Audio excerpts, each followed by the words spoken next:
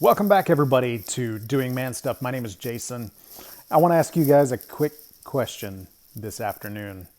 Now, I'm going to say this in the most gentle way that I possibly can, asking you this question and then really making a point about it. But it's something that we need to consider. We need to think about it very carefully and evaluate ourselves. Why is it that it is so difficult for us to read the Bible in a year? Why is it that it's considered such a monumental achievement to read the Word of God in a year's time?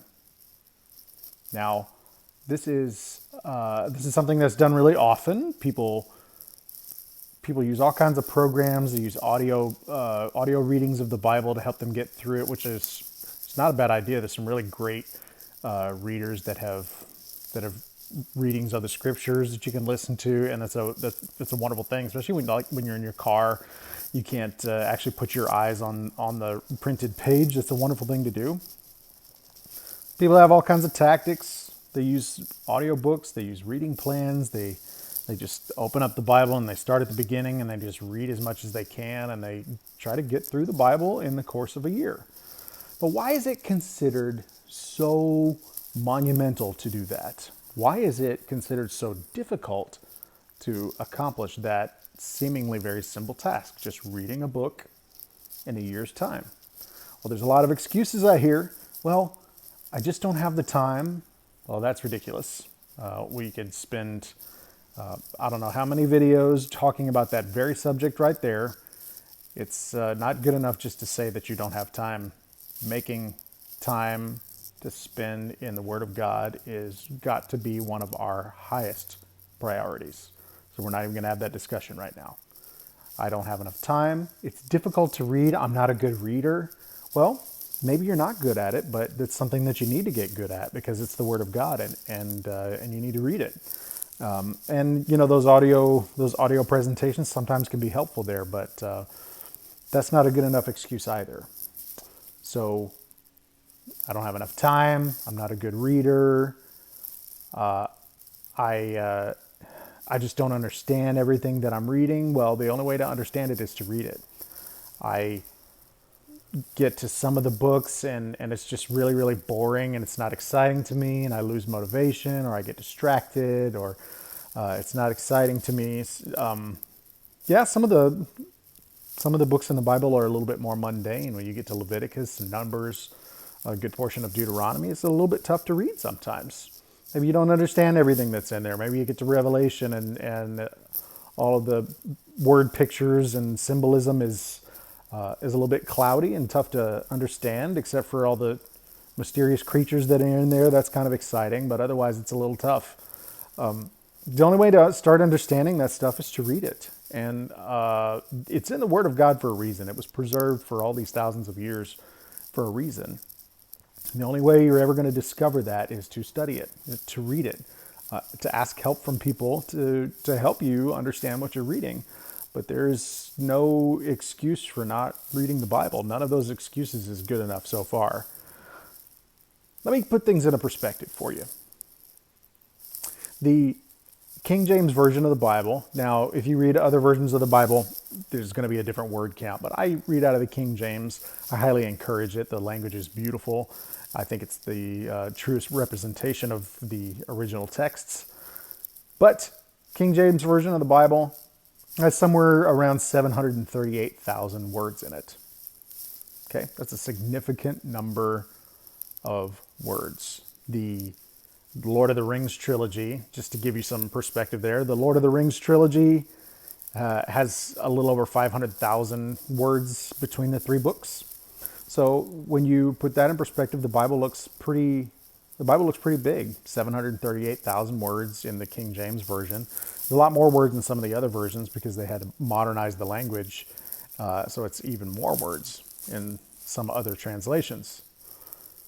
But still, it just doesn't seem like that much. Let me put this in perspective for you in a different way. The Harry Potter series of books, written by J.K. Rowling, consists of several books, and the total word count for the Harry Potter series is 1,182,000 words. Okay, let me say that again. That's 1,182,000 words. Now, I just told you that the King James Version of the Bible is 738,000 words. Now, why is it that we can consume and drink in and marvel over and remember so much about the Harry Potter series of books, but it is a chore to read the Word of God in a year's time? Why is it that even my kids could listen to the audiobooks of the Harry Potter series within a month? They can get through the entire thing within a month. But it's a chore for us to read the Word of God in a year's time. Now that is a really, really important comparison to make. Now this is a secular book series written for children about magical creatures and magicians and wizards and witches, and a storyline that's entirely fictional, that really does nothing to truly enrich our lives. But we can eat it up and remember everything about it and consume it in a remarkably short amount of time. But the Word of God that is preserved for thousands of years for us to enrich our lives, to nourish us, to give us everything that we need to conduct ourselves in a godly way, to address all of the issues that come up in our lives, to be thoroughly furnished unto good works. That book, it's a chore for us to read it in a year. And so my point to you, friends, the comparison, I have to say it one more time. In the Harry Potter series, there are 1,182,000 words. In the King James Version of the Bible, there are 738,000 words. And yet, the Harry Potter series can be consumed so quickly and so voraciously. And it's a chore to read the Word of God in a year's time. This is a question of priority, my friends. This is a question of focus and desire. Friends, if your heart is so skewed that you have much more desire to read the Harry Potter series than the Word of God, then your priorities are wrong. If your desire is to consume and remember every detail about the Harry Potter series, but you don't even remember what happened in the book of John, then the priorities are skewed.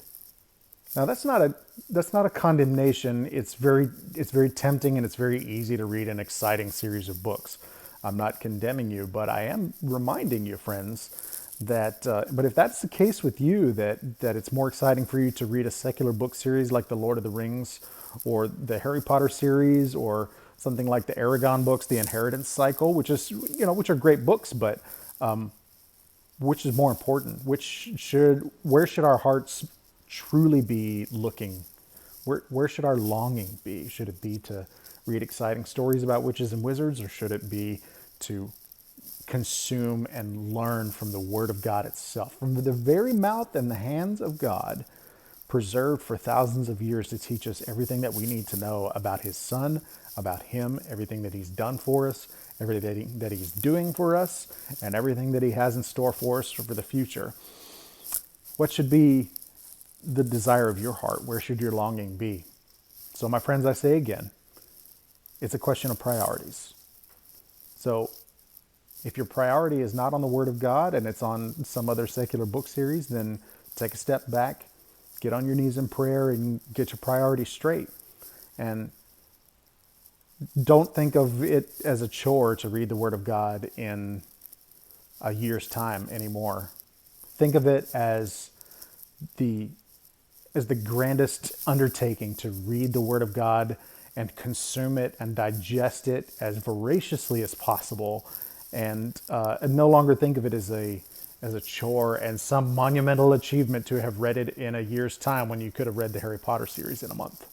So I hope this gives you some perspective, folks. You know I love you. You know what I really want for you is to be close to God and to know what is written in the Word of God. That is the whole reason for this channel. That's the whole reason for making these videos for you guys. I love you, and I want you to know what I know about God. I want you to know the riches of his grace and his mercy. And I want you to know the story that he's kept for us for thousands of years within his word. So hope this helps you guys. I love you. I'll see you in the next video. Keep doing man stuff. Hey guys, thank you so much for watching today's video. If you like this video, please click that thumbs up button, give us a like, hit that subscribe button as well, and click the bell for notifications so you don't miss any of the great content that we have coming up for you on this channel in the future. And also, if you have suggestions about topics that you'd like for us to cover on this channel, please leave us a comment in the comment section below so that we can possibly address that for you and make a video that covers that topic that you're interested in. If you have song selections that you'd like for us to record in the hymn recording videos that we make, give us those song selections below in the comments as well. We'll see you in the next video. God bless you guys.